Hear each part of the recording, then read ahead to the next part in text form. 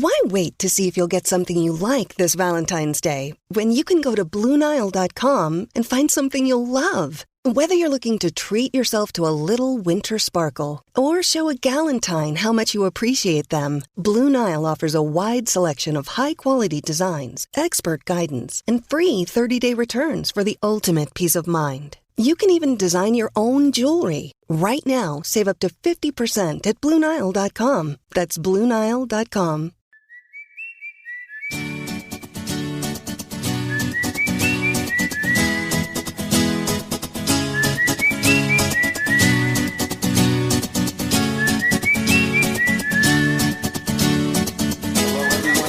Episode 2 of the Stars and Stripes FC podcast. I guess we're just going with this name because we don't have another name yet. It's Tuesday, June 19th, and we are smack in the middle of the World Cup.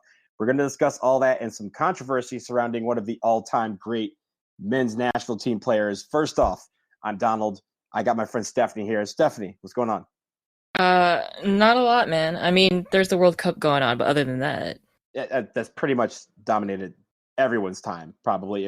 And in fact, probably people are not going to listen to this until after the games on Wednesday. I would hope so. But there is an hour of pregame between each game. So if you guys have a little hour, this will hopefully take up at least half of that. So before we get into the World Cup, let's start in the world of the NWSL, where a blockbuster trade went down on Monday involving two women's national team players. Stephanie, why don't you tell us about this massive trade and where everybody is going?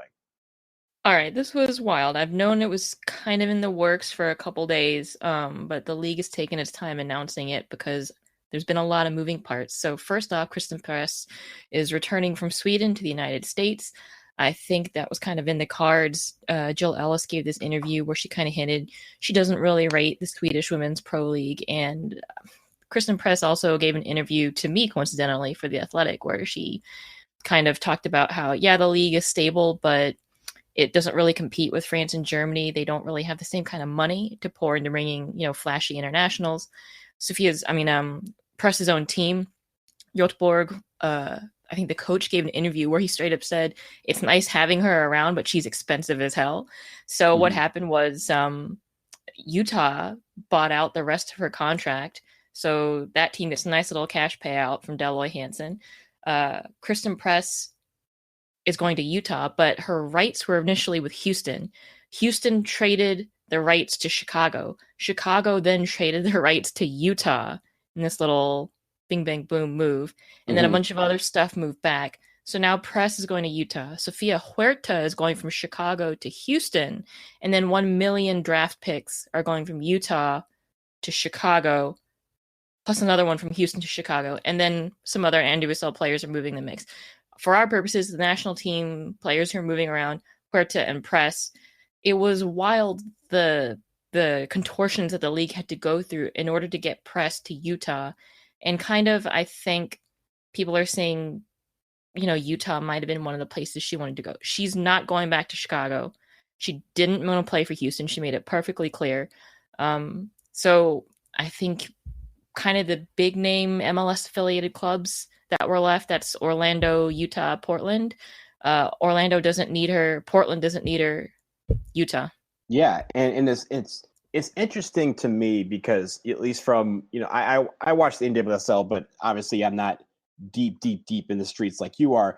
It seems like a couple of years ago, the wave was a lot of these national team players were going abroad. And now, you see, Crystal Dunn has come home. Morgan Bryan is now back in the United States. And now we have Christen Press.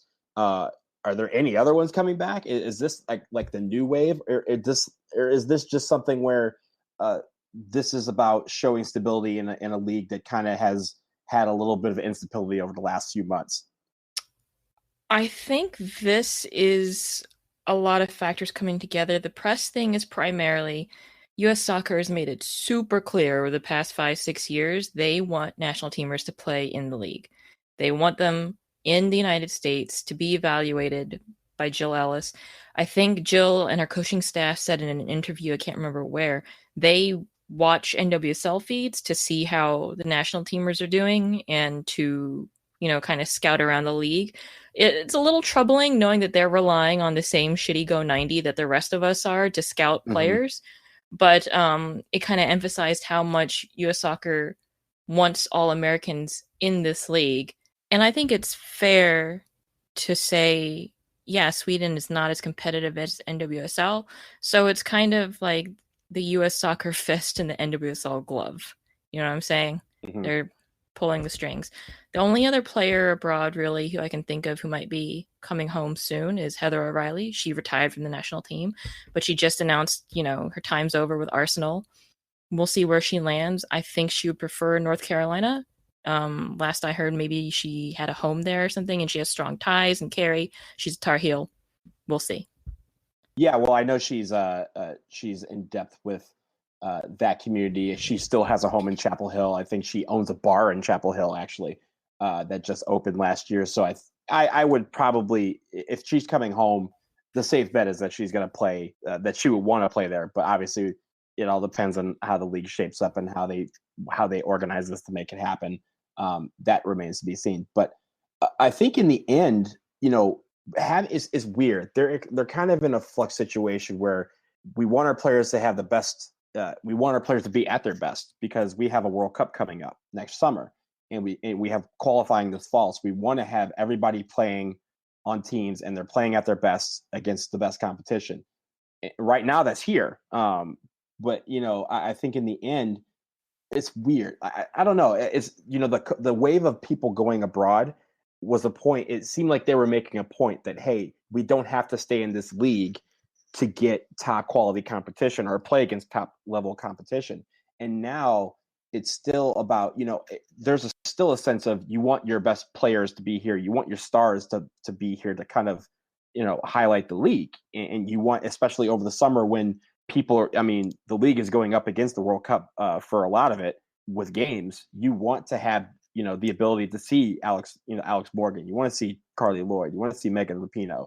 And those quality players, you want to see them week in and week out on your team or coming to your town. So I think it's interesting that the wave now of these players is to come home and kind of get everybody on the same level and on the same page before we start qualifying. It might be a little bit just a bunch of coincidences. Like Morgan Bryan, for instance, she's back in Chicago. They haven't officially announced it, but she's taking pictures of herself at the Bean and stuff. So it seems like it's an all but name.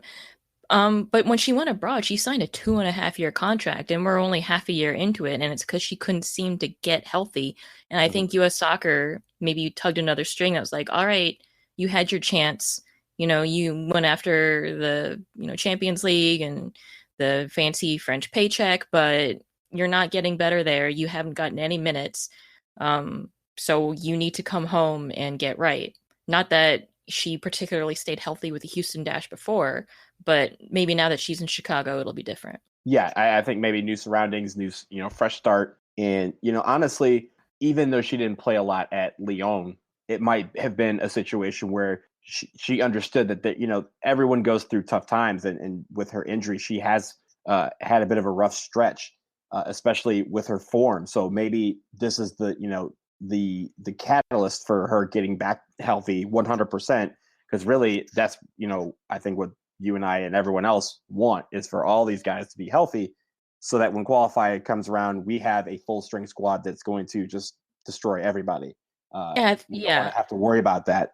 What happens if Morgan Bryan's not healthy? What happens if other players are pick up knocks? I think we want everybody at their 100. Our midfield right now seems had to have some pretty good depth, at least centrally. But I want people to remember Morgan Bryan from 2015. She's been injured for so long. I think people forget that she was a crucial, essential part of our World Cup midfield in 2015. And if she can get back into form, then that's a huge boost to our hopes in 2019. Absolutely. Anything else to this trade? I mean, Laura Harvey over in Utah basically took the money gun and sprayed Chicago with draft picks, like if it were a draft pick gun instead, and like shot a bunch of dollar bills on them. The interesting thing here is NWSL has this weird rule where you can't trade draft picks too far into the future. So they offered some 2020 and a 2021 draft pick, and I think those draft picks are still like working their way through league rules. We'll see how NWSL once again contorts itself in order to make sure that a national teamer can move around the way she wants. Mm-hmm. And I think in the end, Chicago, it's they must be building towards something. Is there they have the number one draft pick in 2019. They have another 2019 first round draft pick. They're getting 2 in 2020. Is there a good group? Is this considered a high quality class that's coming out in 2019 that they are obviously stacking the chips for? I don't think 2019. I think they're thinking ahead to 20 and 21. I think they're particularly thinking of Jessie Fleming's graduation year. I know she's a Canadian, but she was supposed to be paired up with Mel Pugh at UCLA. That was going to be the dream team. Like those two were just going to it's not fair that those two would have been allowed to play against college kids. Like it would be like you or I walking to a rec center and like LeBron is standing there and be like, come on, man, I just came here to have a good time. Well, you know what? I could get a shot off against LeBron. Would it go in? I don't know, but you think you get a whole ass shot off against LeBron? A whole shot, yes, absolutely. Wow. Now, would it be sent to the next galaxy? Probably, but I would get the shot off. I think you'd get the shot off, and LeBron would block it so hard it would go all the way to the other end of the court and into his net. Probably.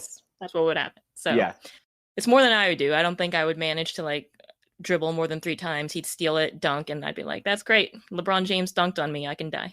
Yeah. See, in the end, everyone wins. Yeah. So that's what's going on with the U.S. Women's National Team. It's always drama. Yeah. Well, it sounds like I don't think that Chicago's done with all these draft picks. I feel like they might be setting themselves up for something else. They're not done. Their owner Arnhem flat out tweeted, "We're not done yet." So who knows what horrors lie in the future for us? Let's go on to the Men's World Cup, Donald. Yeah. Well, when that day comes, we will make sure to feed you oxygen for whatever Chicago decides to pull. So that'll be interesting remains to be seen. Let's talk World Cup. We are a week into the World Cup, which seems ridiculous because it feels like it started just yesterday.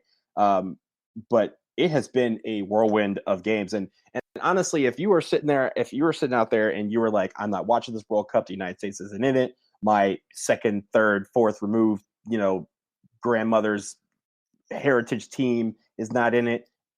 Look, I don't know what to tell you. You should be watching these games because there have been some fantastic games in the first few days of the World Cup. So, Stephanie, I'll start with this question. What has been your surprise thus far? Just because it's freshest in my mind, I guess it's Japan beating Colombia 2-1. That was a big upset. I know. In the sense that like Colombia, that group is just topsy-turvy. And when you couple that was started the morning, when you couple that with what Senegal did to Poland, like you have a topsy-turvy Group H. I know, a lot of stuff didn't line up for Colombia from the jump in that game. Mm-hmm. That's a rough way to kick off the tournament. I gotta admit that. And my mom probably was upset because she thinks James Rodriguez is very handsome. Muy guapo. But yeah, I was kind of rooting for Japan. I'm a big fan of both their men's and women's national teams. I'm really mad at myself because I have a friend who was visiting Japan a couple weeks ago, went to their football museum where they were selling authentic jerseys, and I didn't ask them to get me one. Ooh.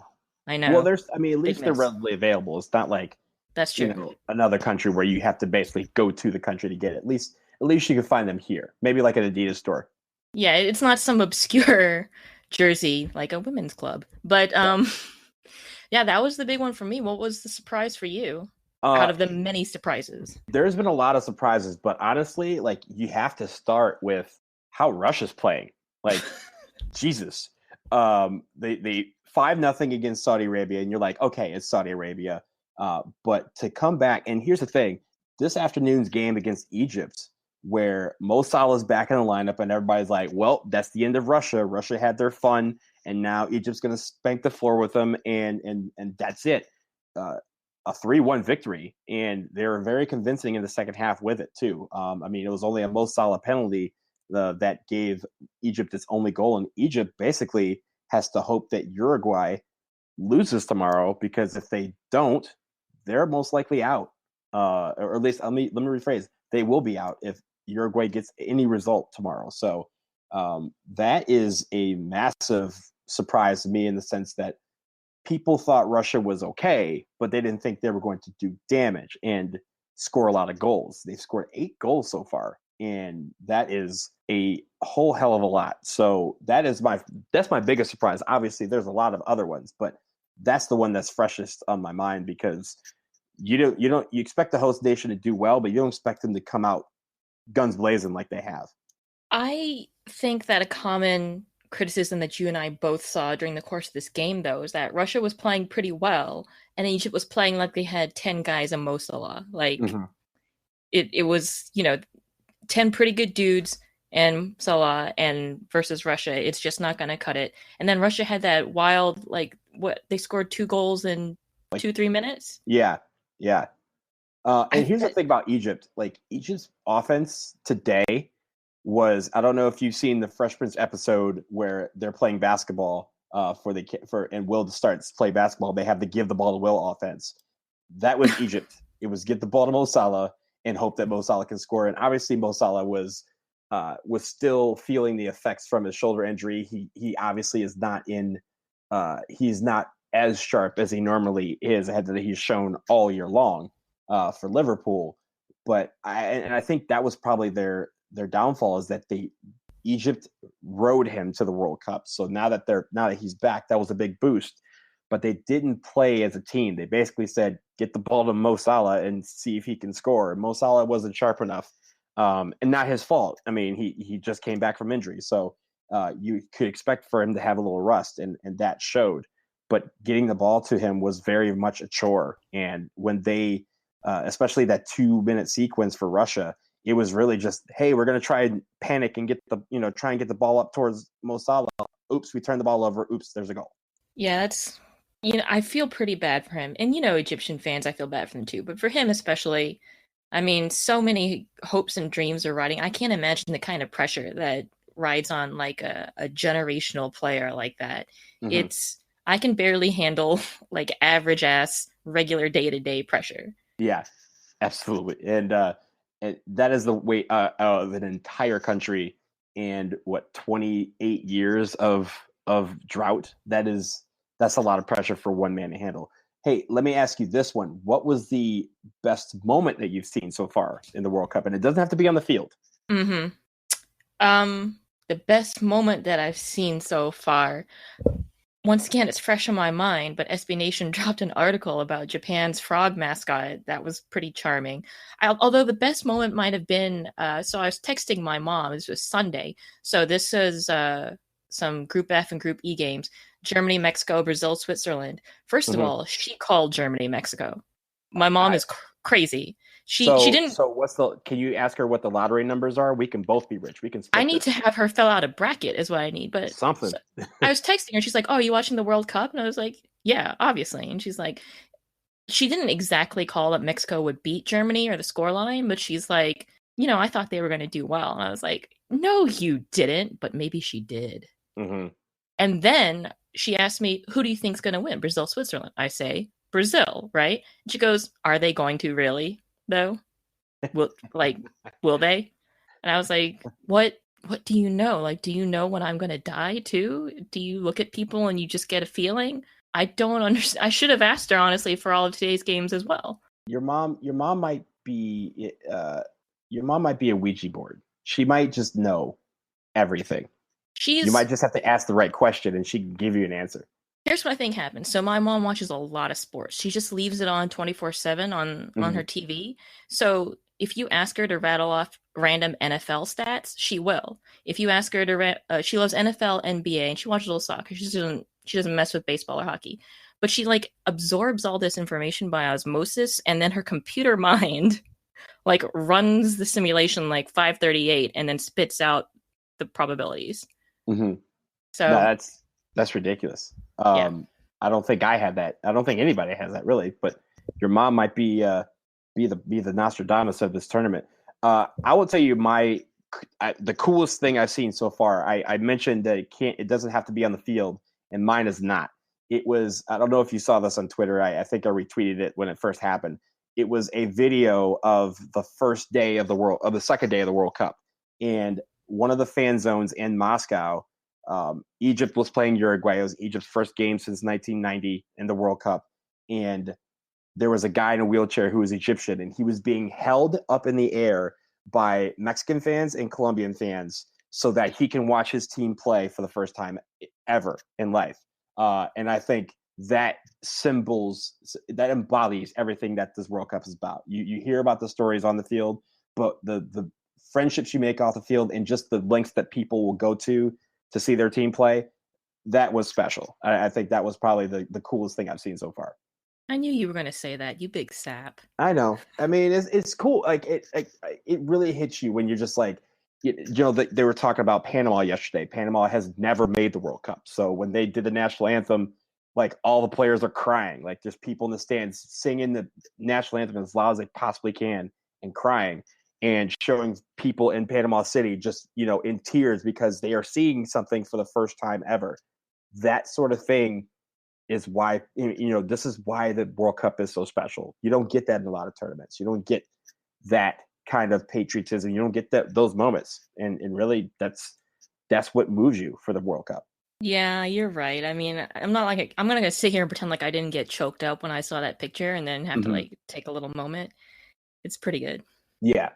But I think on the field, I'd like to give a shout out to former DC United player Own Goal, who is leading, has the Golden Boot right now in the World Cup with 5 goals. He has, I knew he'd always be a special player ever since he led our team in goals about 5 years ago. And I'm so proud to see his meteoric rise to stardom. And now he's kicking ass in the World Cup. He has 5 goals so far. I think he's going to have a few more the way it looks. Oh, Donald. Just the sadness that has taken root in your soul from being in. Hey, sometimes you have to find the little things to be happy about. And if it's a guy who consistently caused you pain, doing well in a tournament, and I guess ipso facto sharing that pain with other people, then at least some fans of other nations get finally what I'm feeling. You know what you need? One of my favorite moments off the field, too, was there's this video going around of someone saying, I think my grandma's the reason Mexico won. Did you see this? Oh, and yes. As they're panning across the lineup, someone's abuela is making the sign of the cross over each player. Uh-huh. I think she did 3 times for Ochoa as well. And I was like, well, he had a pretty good game. Now, you can't disprove that it didn't help. Well, here's the thing. I saw that video, and apparently some Swedes also saw that video because they played the next day, and one guy did the same thing to his team and they ended up winning. So maybe that's what we should have been doing all along. Turning to God. just right before the game, just blessing each player as they go down the line, as the camera pans down. Someone should have been doing that, but now, you know what? We now have the blueprint for next time. The blueprint, the recipe, the spell. Yeah. Let's see. Anything else about the World Cup? I mean, there's obviously a lot we can discuss. I'll ask you this: which games over the next couple of days are you most looking forward to? Ooh, that's a good question. Let's take a look at those games.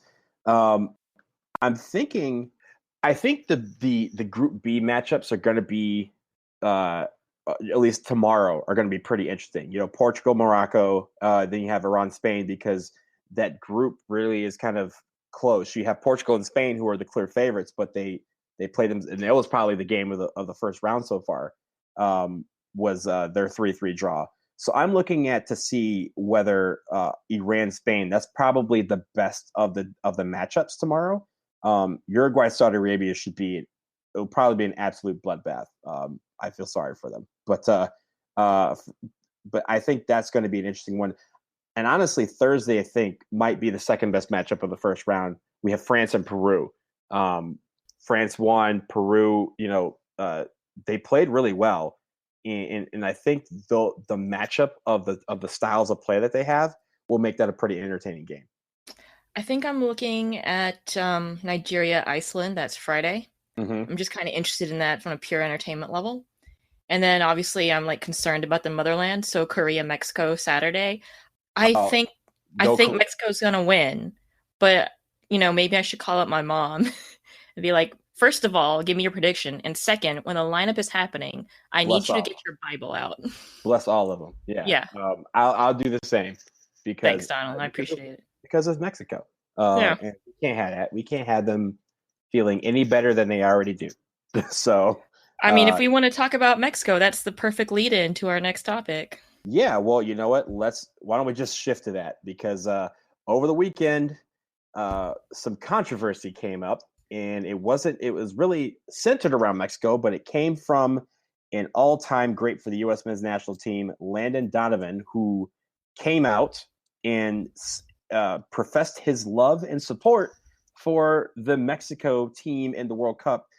But there's a little caveat. He did it while holding up a sign or holding up a scarf for a Wells Fargo ad. He also had a Modelo ad where he's talking with David Ross about Mexico's curse and how he wants to see them break it this year and how they will be rooting for him.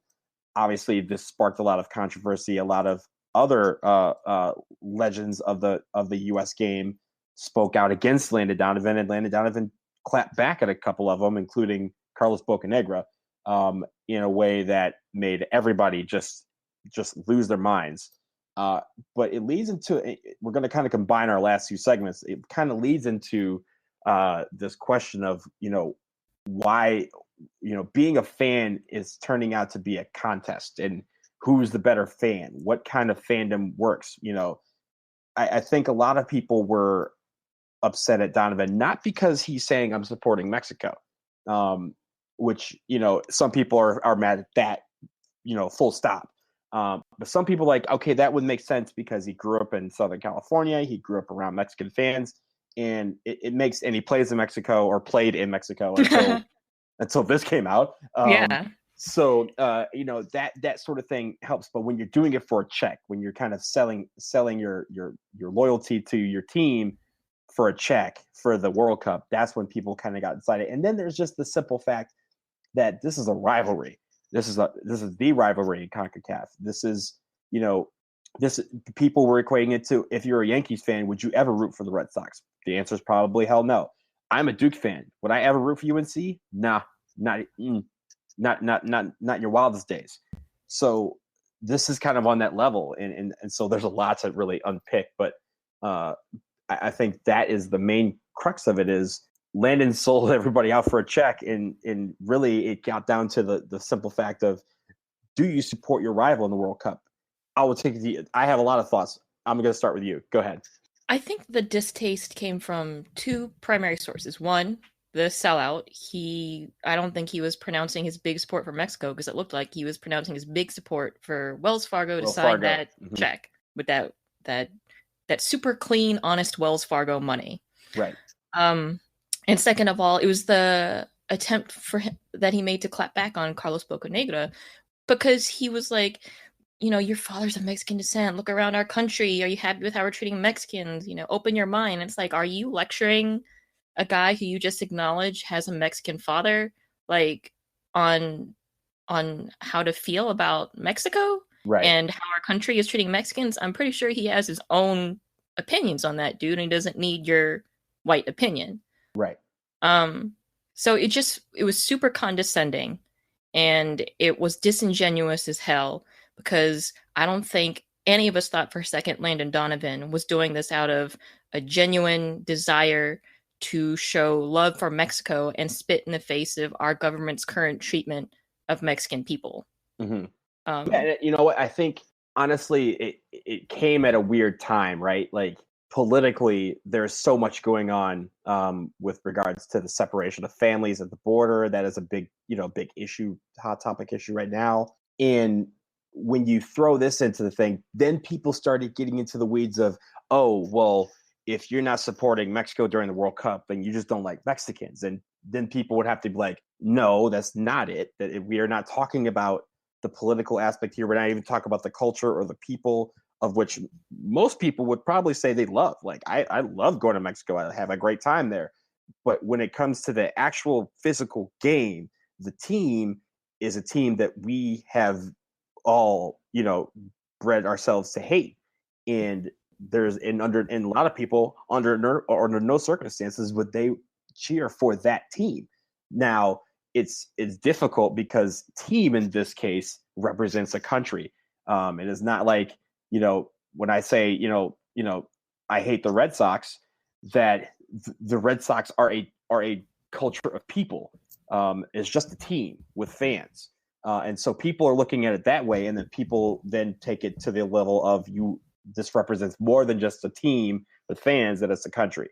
But then there's this other angle that I want to talk about, and that is, why does everybody have to force or basically pressure fans of the U.S. national team to pick another team for the World Cup? Like I said before, you don't have to pick a team to enjoy the games in the World Cup, but it seems like every commercial during the World Cup is a commercial from Volkswagen saying, pick Germany, pick Belgium, pick Switzerland, pick Argentina, because we have this, and that. You should be focusing on that. And all these other companies are saying, oh, well, the U.S. isn't in it. That's too bad. So maybe your grandmother is Swedish, so go for Sweden. Like, I feel like there's a huge emphasis in this society, in the sports society, about, if my team's not in it, I still have to pick something or pick another team. Otherwise, I'm not going to enjoy these games as much. And I feel like for the World Cup, you don't have to do that. I think part of it is like purity fan culture, if that makes sense to you, where fans some fans will rank themselves or compare themselves to other fans and be like, I'm a better fan than you because I love my team in a more pure way or a better way, according to whatever arbitrary metric I picked. Like, I've loved them longer, or I've only loved this team, or, I love them because my parents love them, or whatever. And it's also a little bit related, because it's interesting. This is a discussion that we're starting to have in women's soccer as well, where it's like, why do I need to root for my rival? Why does there have to be like that level of, in the end, we're all just sports. It's like, rivalry is good. That's why people love sports, for the drama, the storylines, because, there are people that you can't stand, and then like the extra drama of like, well, they knocked us out, so we want this country, our ally.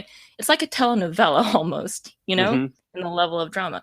Rivalry is good, and it's good to invest in rivalry emotionally, on just as long as you don't take it to an extreme. Because I will admit, there is a certain level of fandom where I think they use team rivalry as a smokescreen for their own personal, actual distaste for a country, like on a xenophobic level or a racist. No, absolutely. You're absolutely right.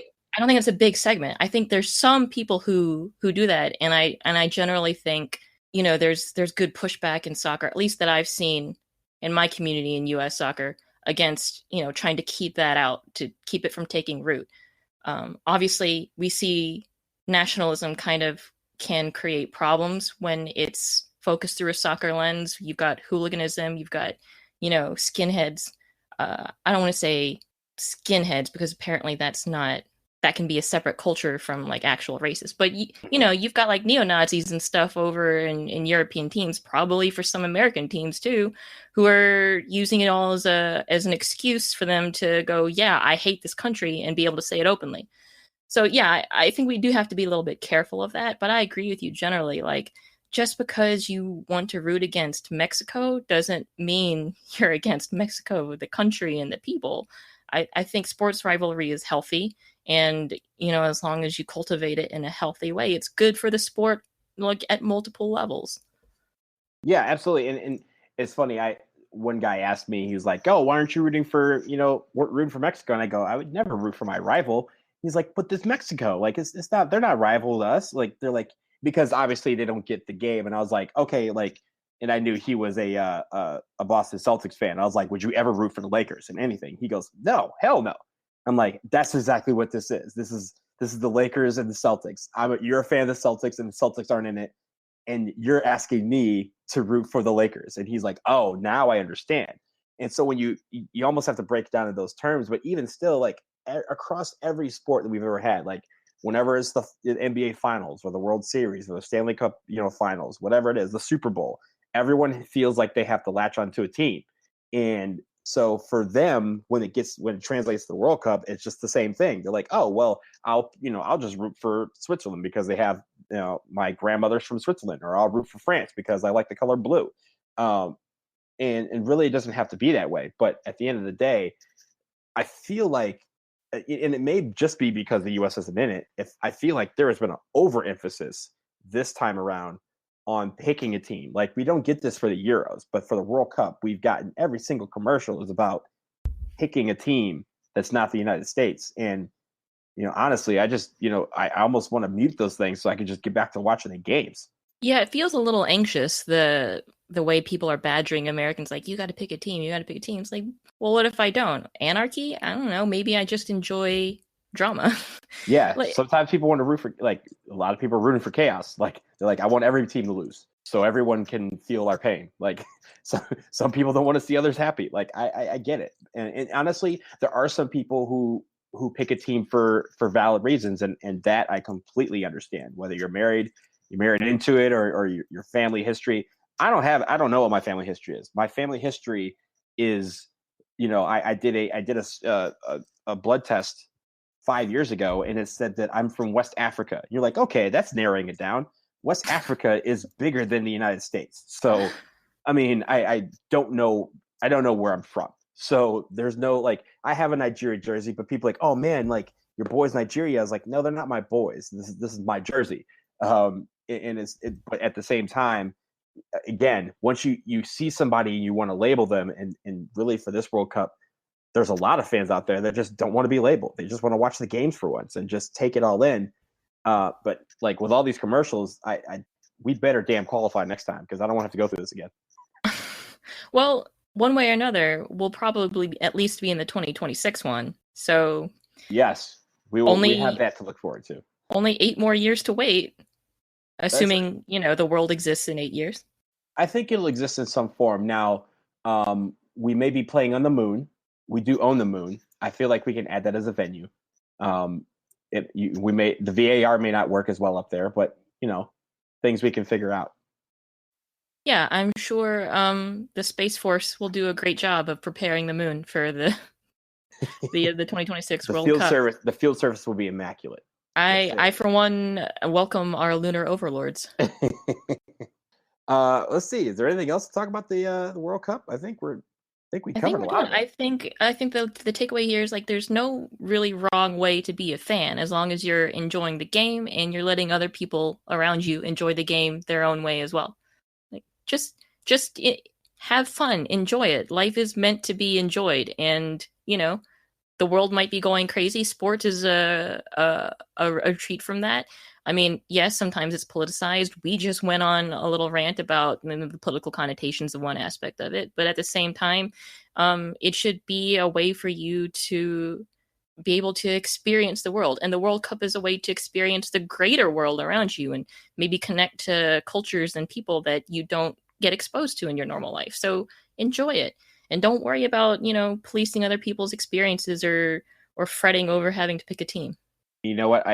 I think the only thing I can add to that is let's focus less on picking teams and focus more on picking relationships and building relationships. Because, like I said, some of the best moments in this World Cup are going to be the relationships you make, the friendships you make with people who are different than yourself, who are all in it for the same thing. The game unites us all. And I think that has been winning so far this World Cup, and hopefully that continues to be the case. I think some of the babies that get made during this World Cup are going to enjoy 2026. Maybe some of them can get capped. We have 8 years to do that too. But you know what? I think that will wrap it up on that note. So a quick note for those of you out there, you probably have been listening, or you probably listened to the first episode on SoundCloud. Well, now we are on iTunes. We just got the official word today. We are on iTunes. We are on Google Play as well. And Stitcher Radio is coming soon. Probably by the time you listen to this, it'll probably be in Stitcher Radio as well. So download it, subscribe. We can do that now. Leave reviews. Let us know how we're doing in our comments, especially on the Stars and Stripes FC page. Let us know how we're doing. If there's any segments that you guys want to hear over the next couple of weeks, that is not World Cup related, because obviously that is the main attraction right now, let us know. But I think that's all we got. Stephanie, are you good?